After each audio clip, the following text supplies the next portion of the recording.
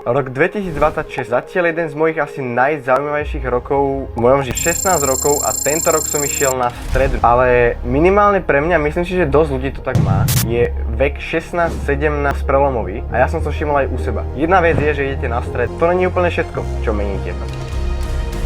Pretože ja som zmenil aj svoj životný štýl. Tento životný štýl sa mi docela ľúbi, ale posuniem ho ešte budúci rok na iný level. Sa ešte k tomu dostaneme, OK. Neviem, už zase vyprávam hovadiny, ale dostaneme sa k všetkému.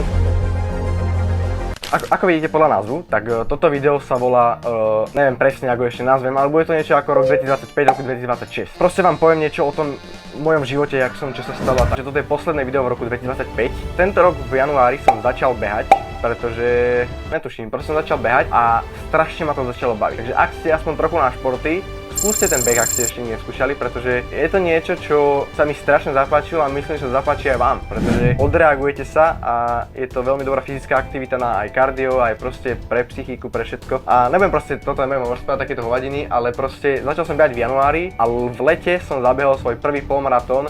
Môžete sa videjko pozrieť, je to asi moje najlepšie video, polmaratón, niekde tu vám vybehne, ak nezabudnem. Alebo však keď tak toto máte reálne prvé video, čo vám vyskočí na mojom kanáli, tak máte ho tam. A presne preto som teraz, presne preto nie. Dobre, ja strašne odbočujem tí vole, vy to asi nevidíte, lebo som to všetko strihol, odbočujem strašne. Takže zase vrátime k téme. Začal som teda behať tento rok. Začal som cvičiť a úprimne povedať, cvičenie ma až tak nebaví, ale odporúčam vám to, je to tiež dobré na odreagovanie, tiež dobré na vašu psychiku a je to proste dobré mať nejaký silový tréning aj pre vaše telo, aj zdravie, aj všetko. A začal som cvičiť, nejak toto leto cvičím, ja neviem, pár mesiacov proste cvičím a všimol som si nejaký rozdiel na sebe, lebo akože nehovorím, že teraz mám dobrú postavu, môžem vám tu niekde fotku, ale je to oveľa lepšie, ako som mal predtým, tiež vám môžeme fotku, ako som mal predtým a potom. A ako to predtým bolo fakt strašné, toto je tiež strašné, ale nie až tak strašné, ale tak príde to časom, dúfam, že nejaké väčšie výsledky uvidím časom. Našiel som si brigádu, vy to nevidíte, ale tu mám teraz tašku od Bystra. Vidím na sebe dosť zmien, čo som si všimol. No, tým som chcel proste povedať, že ak ste ešte nemali takýto revolučný rok, to nazvem, že proste ste zmenili veľa vecí vo svojom živote, tak vám odporúčam si spraviť ten revolučný rok aj najbližší čas, pretože už je za chvíľku rok 2026 za pár dní. A ne aby to bolo, že veľa ľudí to tak robí, že si dajú predsazatia. Prvý mesiac to vydržia a potom sa na to s prepáčením vyserú.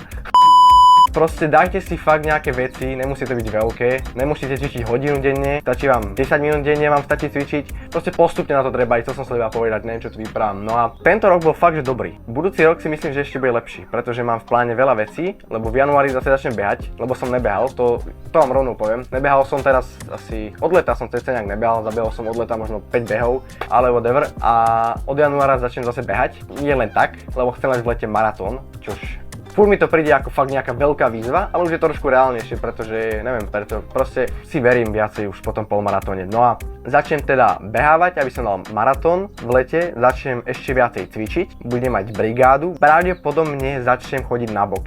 Neviem prečo, proste bojové športy ma vždy bavili, chodil som aj na judo, rok a pol a chcem začať chodiť na box. Neviem, proste ma to baví ten šport, všeobecne, zabuchám si občas domeku, čo máme doma a myslím si, že to je veľmi dobrá vec vedieť dobre boxovať. To bude fakt náročný rok, keď si vezmete, lebo za jeden deň budem musieť stihnúť behať, cvičiť, rozniesť nejaké jedlá a do toho ešte ísť na box a do toho sa ešte učiť do školy a do toho robiť videa. Ty vole, ja som tupý. Rýchlo som si to vypočítal a všetky tieto aktivity by mi zabrali cca 9 hodín. Aj beh, aj cvičenie, aj YouTube, aj brigáda, aj box a ešte neviem čo som vynechal, aj YouTube. Tak toto všetko by mi zabralo 9 hodín a do toho ešte musím 8 hodín spať a byť 7 hodín v škole. Pravdepodobne sa prizabijem tento rok.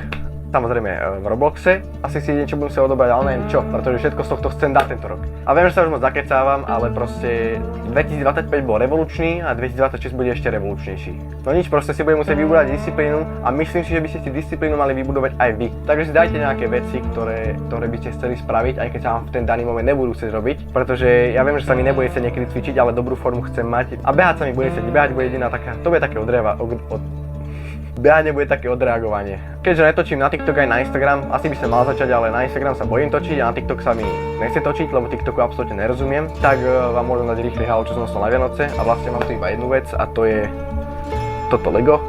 Ukážem vám len, kvôli tomu sa mi strašne páči, kámo. Proste je to McLaren MP4/4 a riadil ho Ayrton Senna. Neviem, či si všimli, neviem, či to je vidno. Aj triko mám, tomu ver.